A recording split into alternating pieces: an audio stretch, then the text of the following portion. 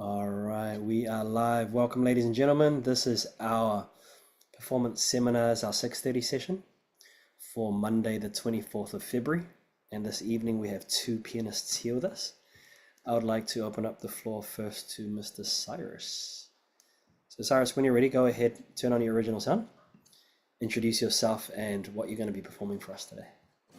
My name is Cyrus and I'll be playing Golden Hour Cool. How much of Golden Hour are you playing? to measure 45. Got it. Okay.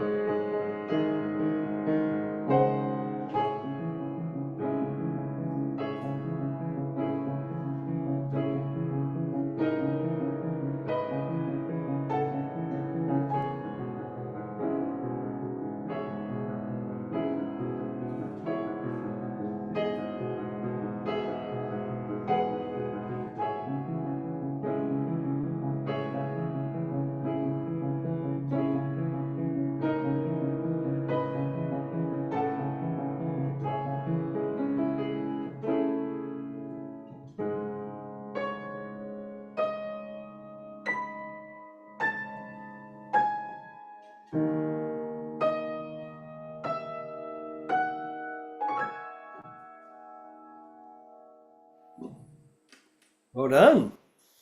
It's pretty epic piece, eh? Really well done. So Cyrus, what is this from? Is this from a game? I think it's From the just cartoon? Where's it from? a song. I don't know. What was that, sorry? A song? Oh, it's an actual song that it's sung? Yeah. Really? I'll be curious to hear it. I'll be curious to see if it's sung by a whole group or just one singer. I thought it might just be an instrumental, just the piano piece. That's cool. Well, how was that run for you? Not too good. Yeah. Okay, so why don't you talk us through the areas that you want to continue improving? I don't know. I think I I've done those areas good before. I just messed up this time. Okay. It happens. That's fine. That's fine. Um, what would have you done differently then? If you were to perform this again, what would you do differently so that those areas can be more secure? Uh, Nothing. Nothing. So you reckon if you played it again, it would improve? No, no. Probably. Have a little think about that. Rashad, what would you suggest? Because you can hear Cyrus was saying he's a little bit unsure about it, right? What might he do so that he can play more securely the next time? I'm not sure. I think it was good. Yeah? If you play a piece of music and it's a little bit wobbly and then you get a chance to do it again, what do you usually do so that you can play it with a little bit more security? What would you do, Rishab? Played the parts where I messed up more. You could do that, yeah. The other thing that you could both do is just play it slightly slower so that you can look ahead to see what the changes are. Right, Cyrus? Yeah. That's what you want to do. So you want to play slower so you can look ahead to see what's going to come next to prepare your hand and also make sure that you count. So for instance, some of these spots here, you go da da da da da da dun, and then you would play maybe four of these notes and then you'd start the next measure. But if you look, there are six of them, right? Yeah. So just that's the first thing, right? Just count. Just be really careful with your counting, and then by playing it slower, you'll be able to, like I said, you'll be able to see what's coming next, and your hands will know exactly where to play. A little place like this here. So if the speed is 1 and 2 and 3 and 1 and 2 and 3 and the eighth notes are going to be half that. So it's going to be 1 and 2 and 3 and 1 and 2 and 3 and yeah. So just keep that in mind. Make sure that when you get to these eighth notes that you play them half the speed. You don't play them at the same speed. Yeah. All of these were fine. These sounded the way that you played the right hand. The chord sounded great. Just take it a little bit slower so that you can be more secure with the notes. Same thing with these here, right? Oh, I noticed that when you played this chord, you only played one note. Yeah. Are you eventually going to play the whole chord, or what's happening? Yeah, I'm still sort of learning this part. Okay, cool. So something that you could do is you could also roll it if you want, because you notice that it's been rolled here. So we go 1, 2, 3, 1, 2, 3, right? And these are going to be super slow because it's held for the whole measure. So just think about what the counting is here. 1, 2, 3, 4, 5, 6. That means that this would be 1, 2, 3, 4, 5, 6. 1, 2, 3, 4, right? This is actually much longer than you're holding. So just keep that in mind. Play it a little bit slower and just continue working on the counting, okay? Okay. All right, cool. Look forward to hearing it when it come back with the new improved version. It's really nice. All right, now we have Mr. Rishab. Rishab, go ahead and introduce yourself. If you've got a video, turn on your video, your sound, and then let's hear what you're gonna play. My name is Rishabh and I'm playing Gig. Who wrote it? Samuel Arnold. Nice.